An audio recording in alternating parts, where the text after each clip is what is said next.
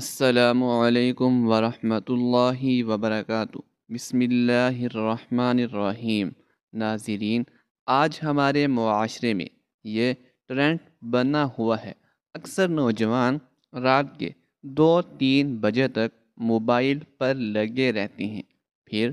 ان سے صبح کی نماز بھی قضا، اور پھر دن کے 12 بجے تک سوتے رہتے ہیں۔ آج ہم آپ کو بتائیں گے کہ امیر المؤمنین حضرت علی کرم اللہ وجہ الکریم نے ایسے لوگوں کے بارے میں کیا فرمایا ہے۔ کیا کچھ ان کی قسمت میں لکھ دیا جاتا ہے جو ایسے حالات کی لپیٹ میں آ چکے ہوتے ہیں جو انسان صبح تک سویا رہتا ہے۔ اس عمل کو اسلام نے سخت ناپسند فرمایا ہے کہ دوپہر کے علاوہ کسی بھی وقت نہ سویا کرو۔ یہ عمل ہمارے نبی صلی اللہ علیہ وسلم بھی کیا کرتے تھے۔ کلولہ وہ نہیں جس میں انسان پیٹ بھر کھانا کھا کر سو جاتے ہیں۔ کلولہ سے مراد وہ عمل ہے کہ آپ کھانا کھا چکے ہیں یا نہیں، بس تھوڑی دیر آرام کرنا دوپہر کے آرام میں، تاکہ آپ کا جو باقی دن کا وقت ہے اچھی طرح گزرے۔ 5 نمازوں میں سب سے اہم فجر کی نماز ہے۔ اس کی اہمیت کا اندازہ اس بات سے لگائیں کہ اللہ تعالی فجر کے وقت کی قسم اٹھاتے ہیں اور فرماتے ہیں، قسم ہے فجر کی اور 10 راتوں کی اور جفت اور طاق کی اور رات کی جب وہ چلنے لگے، یقیناً ان میں عقل کے لیے بڑی قسم ہے۔ ام المؤمنین حضرت عائشہ صدیقہ رضی اللہ تعالی عنہا سے روایت ہے کہ حضور اقدس صلی اللہ تعالی علیہ وسلم نے ارشاد فرمایا کہ فجر کی 2 رکعتیں دنیا و مافیہ سے بہتر ہیں۔ ناظرین، فجر کی باجماعت نماز ایک مسلمان کی صداقت اور اس کا ایمان پرکھنے کی کسوٹی ہے۔ ایک بار امیر المؤمنین حضرت علی رضی اللہ تعالی عنہ نماز کے لیے نکلے۔ راستے میں انہوں نے ایک بوڑھے کو پایا جو ان کے آگے آگے چل رہا تھا۔ آپ رضی اللہ تعالی عنہ اس کے پیچھے پیچھے چلنے لگے اور اس کے بڑھاپے کی تعظیم اور اس کے احترام میں آگے نہیں بڑھے۔ ادھر مسجد میں جماعت کی نماز کھڑی ہو گئی۔ جب نبی کریم صلی اللہ علیہ وسلم رکوع میں گئے تو حضرت جبرائیل امین علیہ السلام نے آپ صلی اللہ علیہ وسلم کی پشت مبارک پر اپنا پر رکھ دیا۔ آپ صلی اللہ علیہ وسلم جب رکوع سے اٹھنے کا ارادہ فرماتے،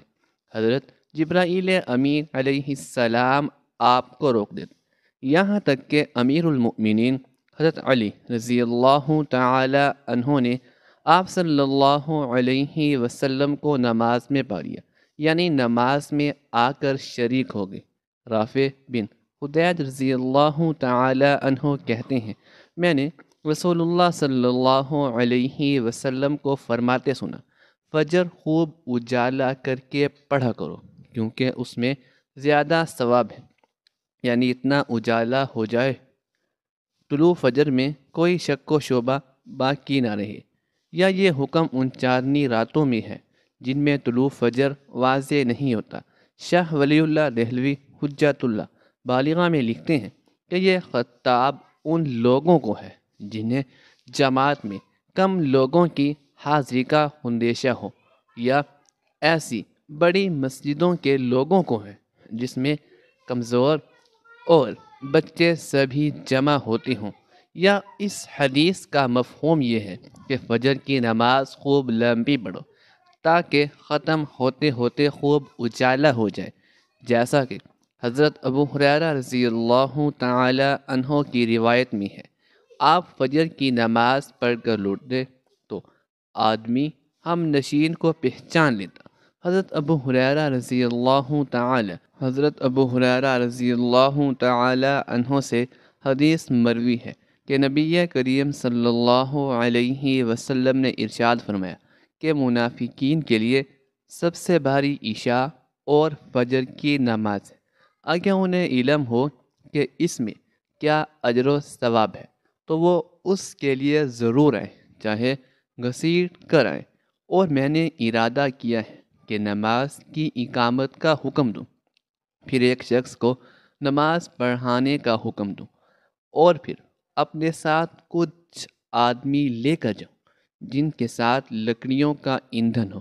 اور جو لوگ نماز کے لیے نہیں آئے انہیں گھروں سمیت جلا کر راکھ کر دوں۔ یہ حدیث رسول اللہ صلی اللہ علیہ وسلم کے زمانے کے منافقین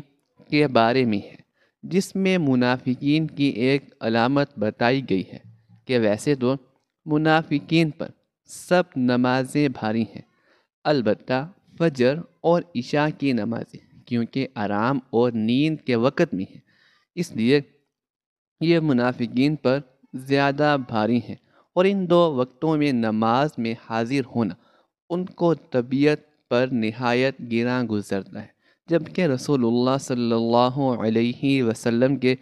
زمانے کے مسلمانوں کے لیے یہ بات بہت بعید تھی کہ کوئی بلا عذر مسجد کی جماعت چھوڑ دے۔ نیز نماز کے بھاری ہونے کا مطلب یہ ہے کہ دلی طور پر اسے ناپسند سمجھے، اور اگر پڑھے بھی تو اسے بوجھ سمجھ کر محض دکھاوے کے لیے پڑھے۔ لہٰذا آج کے دور میں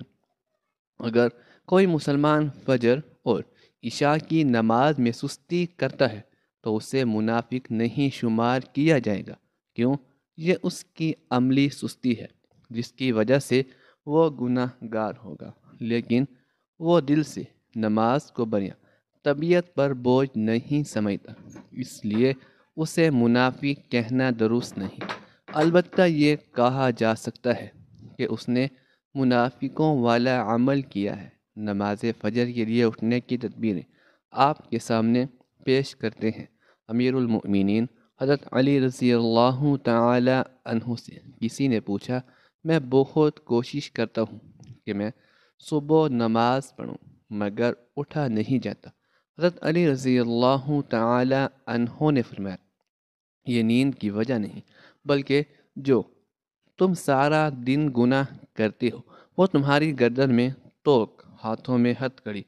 اور پاؤں میں بیڑیاں باندھ کر تمہیں اٹھنے نہیں دیتا۔ امیر المؤمنین حضرت علی رضی اللہ تعالی عنہ کے پاس ایک شخص آتا ہے اور عرض کرتا ہے، مجھے رات کو ٹھیک سے نیند نہیں آتی، رات کو سو نہیں پاتا، اور جب صبح اٹھتا ہوں تو پورے جسم میں درد رہتا ہے اور وہ درد بڑھتا ہی رہتا ہے۔ جب وہ اپنا درد حضرت علی رضی اللہ تعالی عنہ کو بیان کر چکا تو آپ رضی اللہ تعالی عنہ نے اس شخص سے فرمایا، کیا شخص رات کو پانی پیتے ہو، پانی پینا بند کر دو، کیونکہ ایسا کرنا صحت کے لیے انتہائی نامناسب ہے، اور رات کو پانی پینے سے جسم میں درد شروع ہو جاتا ہے۔ اگر اللہ پاک اسے شفا دینا چاہیں تو دے سکتے ہیں، ورنہ اس کا علاج ممکن نہیں۔ اگر سہولت ہو تو دوپہر کے وقت آرام ضرور کیا کریں، یہ سنت ہے،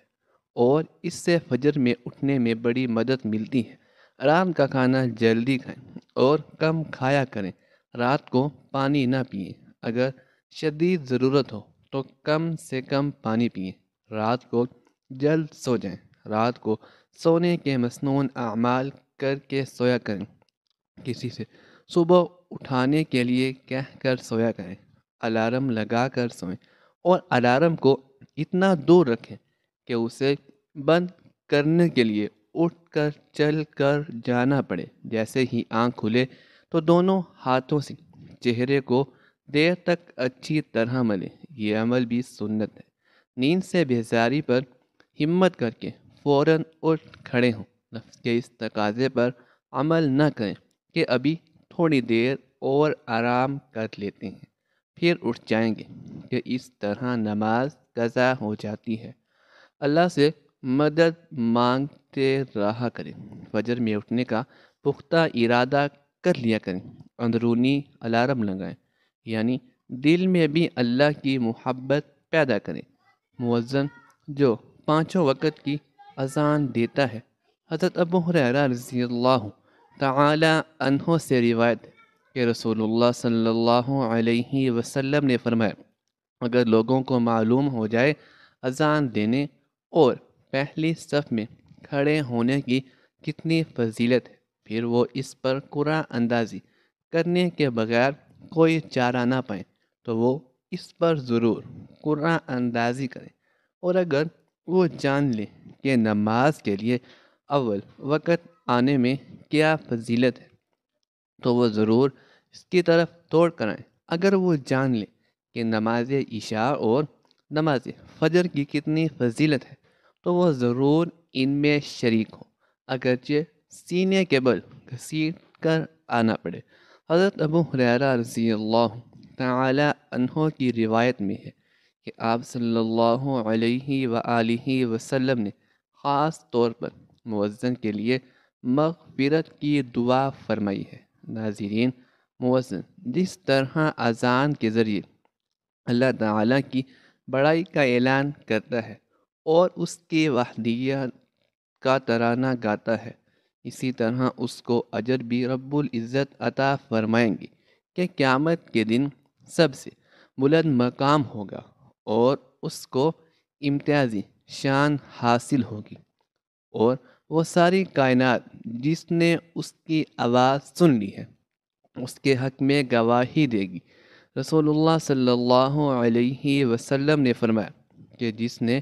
فجر کی نماز ایک رکعت جماعت کے ساتھ سورج نکلنے سے پہلے پا لی، اس نے فجر کی نماز با جماعت کا ثواب پا لیا، اور جس نے عصر کی ایک رکعت جماعت کے ساتھ سورج ڈوبنے سے پہلے پائی، اس نے عصر کی نماز با جماعت کا ثواب پا لیا۔ مسلمان عورتیں رسول اللہ صلی اللہ علیہ وسلم کے ساتھ نماز فجر پڑھنے چادروں میں لپیٹ کر آتی تھی۔ رسول اللہ صلی اللہ علیہ وسلم نے فرمایا کہ رات اور دن میں فرشتوں کی ڈیوٹیاں بدلتی رہتی ہیں، فجر اور عصر کی نمازوں میں ڈیوٹی پر آنے والے اور رخصت پانے والوں کا اجتماع ہوتا ہے، پھر تمہارے پاس رہنے والے فرشتے جب اوپر چڑھتے ہیں تو اللہ تعالیٰ پوچھتا ہے، حالانکہ وہ ان سے بہت زیادہ اپنے بندوں کے متعلق جانتا ہے کہ میرے بندوں کو تم نے کس حال میں چھوڑا؟ وہ جواب دیتے ہیں کہ ہم نے جب انہیں چھوڑا تو وہ فجر کی نماز پڑھ رہے تھے، اور جب ان کے پاس گئے تب بھی وہ عصر کی نماز پڑھ رہے تھے۔ صحابہ اکرام رضوان اللہ تعالی علیہم اجمعین فرماتے ہیں، ہم نبی صلی اللہ علیہ وآلہ وسلم کی خدمت میں موجود تھے۔ آپ صلی اللہ علیہ وسلم نے چاند پر ایک نظر ڈالی، پھر فرمایا کہ تم اپنے رب کو آخرت میں اسی طرح دیکھو گے جیسے اس چاند کو اب دیکھ رہے ہو، اس کے دیکھنے میں تم کو کوئی زحمت بھی نہیں ہوگی۔ بس اگر تم ایسا کر سکتے ہو کہ سورج طلوع ہونے سے پہلے والی نماز فجر اور سورج غروب ہونے سے پہلے والی نماز عصر سے تمہیں کوئی چیز نہ روک سکے تو ایسا ضرور کرو۔ پھر آپ صلی اللہ علیہ وآلہ وسلم نے یہ آیت تلاوت فرمائی کہ پس اپنے مالک کی حمد و تسبیح کر سورج طلوع ہونے اور غروب ہونے سے پہلے۔ اسماعیل راوی حدیث نے کہا ہے کہ عصر اور فجر کی نمازیں تم سے چھوٹنے نہ پائیں، ان کا خاص طور پر دھیان رکھو۔ میرے سامنے چند معتبر حضرات نے گواہی دی، جس میں سب سے زیادہ معتبر میرے نزدیک حضرت عمر بن خطاب رضی اللہ تعالی عنہ تھے کہ نبی صلی اللہ علیہ وآلہ وسلم نے فجر کی نماز کے بعد سورج بلند ہونے تک اور عصر کی نماز کے بعد سورج ڈوبنے تک نماز پڑھنے سے منع فرمایا۔ حضرت ابن عباس رضی اللہ تعالی عنہ بیان کرتے ہیں کہ انہوں نے فرمایا کہ مجھ سے چند لوگوں نے یہ حدیث بیان کی ہے کہ نبی کریم صلی اللہ علیہ وآلہ وسلم نے دو طرح کی خرید و فروخت، دو طرح کے لباس اور دو وقتوں کی نماز سے منع فرمایا۔ آپ صلی اللہ علیہ وآلہ وسلم نے نماز فجر کے بعد سورج نکلنے تک اور نماز عصر کے بعد سورج غروب ہونے تک نماز پڑھنے سے منع فرمایا، اور کپڑوں میں استعمال یعنی ایک کپڑا اپنے اوپر اس طرح لپیٹ لینا شرمگاہ کھل جائے، اور اتباع ایک کپڑے میں گوٹ مار کر بیٹھنے سے منع فرمایا، اور خرید و فروخت میں آپ صلی اللہ علیہ وسلم نے مناسبوں اور ملازمہ سے منع فرمایا۔ حضور صلی اللہ علیہ وآلہ وسلم نے فرمایا، اللہ پاک ارشاد فرماتا ہے، میں نے تمہارے اوپر دن رات میں 5 نمازیں فرض کی ہیں، اور میں نے یہ عہد کیا ہے کہ جو ان نمازوں کی ان کے اوقات میں پابندی کرے گا میں اس کو جنت میں داخل کروں گا، اور جو پابندی نہیں کرے گا اس کے لیے میرے پاس کوئی عہد نہیں۔ اللہ پاک قرآن کریم میں ارشاد فرماتا ہے، رب کو سراہتے رہو، اس کی پاکی بولو، سورج چمکنے سے پہلے اور اس کے ڈوبنے سے پہلے نماز فجر پر 5 فرامین مصطفیٰ صلی اللہ علیہ وآلہ وسلم۔ نمبر 1، صحابی ابن صحابی حضرت عبداللہ بن عمر رضی اللہ تعالی عنہما سے روایت ہے، پیارے آقا صلی اللہ علیہ وآلہ وسلم نے ارشاد فرمایا، جو صبح کی نماز پڑھتا ہے وہ شام تک اللہ پاک کے ذمے میں ہے، تم اللہ پاک کا ذمہ نہ توڑو، جو اللہ پاک کا ذمہ توڑے گا اللہ پاک اسے اوندا یعنی الٹا کر دوزخ میں ڈال دے گا۔ نمبر 2، حضرت سلمان فارسی رضی اللہ عنہ سے روایت ہے، اللہ پاک کے آخری نبی صلی اللہ علیہ وآلہ وسلم کا فرمان عبرت نشان ہے، جو صبح کی نماز کو گیا ایمان کے جھنڈے کے ساتھ کیا، اور صبح بازار کو گیا ابلیس یعنی شیطان کے جھنڈے کے ساتھ کیا۔ حضرت عمارہ بن روبیہ فرماتے ہیں، میں نے نبی کریم صلی اللہ علیہ وآلہ وسلم کو فرماتے سنا، جس نے سورج کے طلوع و غروب ہونے سے پہلے نماز ادا کی یعنی فجر و عصر کی، وہ ہرگز جہنم میں داخل نہ ہوگا۔ نمبر 4، حضرت ابو عبیدہ بن جراح رضی اللہ تعالی عنہ بیان کرتے ہیں، رسول اکرم صلی اللہ علیہ وآلہ وسلم نے ارشاد فرمایا، جمعہ کے دن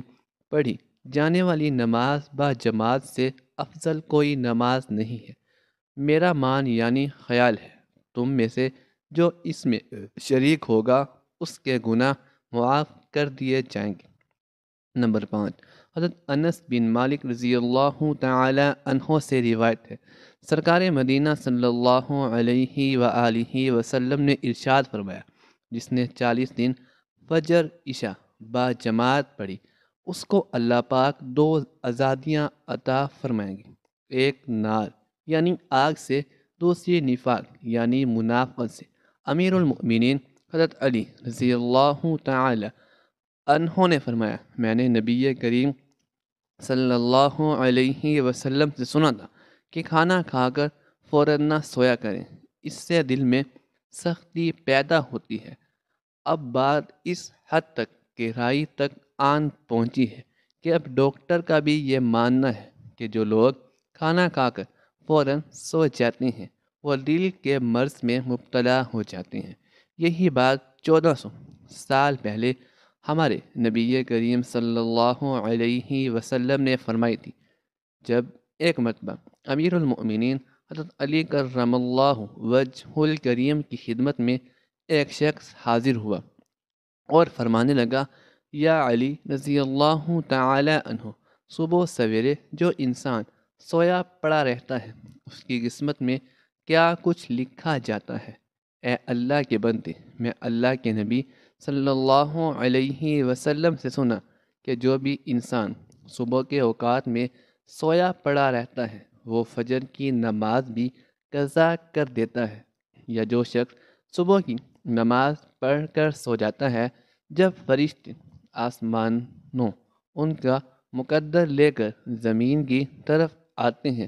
اور رزق انسانوں میں بانٹنے لگ جاتے ہیں۔ جو انسان سوئے ہوئے ہوتے ہیں، اسی وجہ سے وہ فرشتے وہ رزق واپس اپنے ساتھ لے کر آسمانوں کی طرف لوٹ جاتے ہیں۔ جب وہ نیند سے فارغ ہو کر اٹھتا ہے،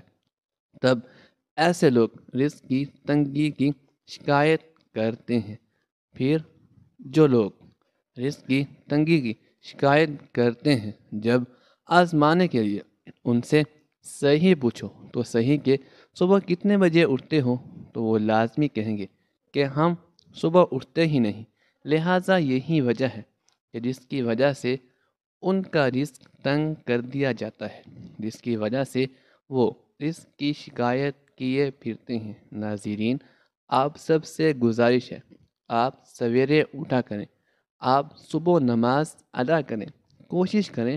کہ مرد حضرات جماعت کے ساتھ نماز ادا کریں، قرآن مجید کی تلاوت کریں۔ اس کے بعد آپ دن کی شروعات کریں گے تو آپ کا دن خوشگوار گزرے گا۔ جو انسان سویرے جاگتے ہیں وہ اپنے کام بھرپور طریقے سے انجام دیتے ہیں، ان کے رزق میں برکت ہوتی ہے اور وہ ایک پرسکون اور خوشحال لائف بسر کرتے ہیں۔ ان کی تندرستی کی بھی کوئی شکایت نہیں ہوتی کہ وہ کسی بیماری میں مبتلا ہیں۔ حضرت علی کرم اللہ وجہ الکریم نے فرمایا، مجھے جنت سے کہیں زیادہ نماز عزیز ہے، اس لیے کہ جنت میری رضا ہے اور نماز میرے رب کی رضا ہے، تو میں اپنے رب کی رضا کو اپنے رب کی رضا پر قربان کرتا ہوں۔ مجھے جنت کی ضرورت نہیں ہے، مجھے نماز کی ضرورت ہے، اس لیے کہ نماز میرے نبی حضرت محمد صلی اللہ علیہ وسلم کی آنکھوں کی ٹھنڈک ہے۔ نماز دین کا ستون ہے، جس نے نماز قائم کی اس نے دین قائم کیا، اور جس نے نماز کو گرایا اس نے دین کو گرایا۔ آپ اتنا بتا دیں کہ کون سی کامیابی چاہتے ہیں؟ مؤذن ابھی بھی آواز لگا رہا ہے، حی علی الفلاح، حی علی الصلاح، چلے آؤ، کامیابی کی طرف چلے آؤ، نماز کی طرف۔ لوگ ڈھونڈتے رہے کامیابی کو، مؤذن ساری زندگی کہتا رہا، حی علی الفلاح، حی علی الصلاح۔ آپ کون سی کامیابی چاہتے ہیں؟ مؤذن تو ابھی بھی آواز لگا رہا ہے کہ اگر تم کامیابی چاہتے ہو تو دنیا کی بھی اور آخرت کی بھی، تو پھر آ جاؤ، میرے رب کریم کی رحمت بھڑکا چھڑکا تمہارا انتظار کر رہی ہے، وہ تو آوازیں لگا رہی ہے۔ اور میرے حبیب کی امت، ایک بار تو میری چوکھٹ پر آ کر دیکھ، ایک بار اپنا دامن پھیلا کر تو دیکھ، ایک بار اپنی پیشانی سجدے میں جھکا کر تو دیکھ، بخشش کی حد نہ کر دوں تو مجھے رب العالمین نہ کہنا، بخشش کی انتہا نہ کر دوں مجھے رب العالمین نہ کہنا۔ بچہ دنیا میں صرف ایک ہی ہنر لے کر آیا تھا، وہ تھا رونا۔ بچہ رو رو کر اپنی ماں سے ہر بات منوا لیتا ہے۔ کتنے بد نصیب لوگ نکلے ہم، کتنے بدبخت لوگ نکلے کہ ہم رو کر اس اپنے رب سے اپنے گناہوں کی بخشش بھی نہ کروا سکتے، جو ایک ماں جتنی نہیں بلکہ 70 ماؤں سے بڑھ کر محبت کرنے والا ہے۔ اللہ تعالی ہم سب مسلمانوں کو 5 وقت کی نماز پڑھنے کی توفیق عطا فرمائے اور ہمارا خاتمہ ایمان پر فرمائے، آمین ثم آمین۔ ناظرین، کمنٹ باکس میں اللہ تعالی کے 99 ناموں میں سے ایک نام ضرور ٹائپ کیجیے گا۔ شکریہ۔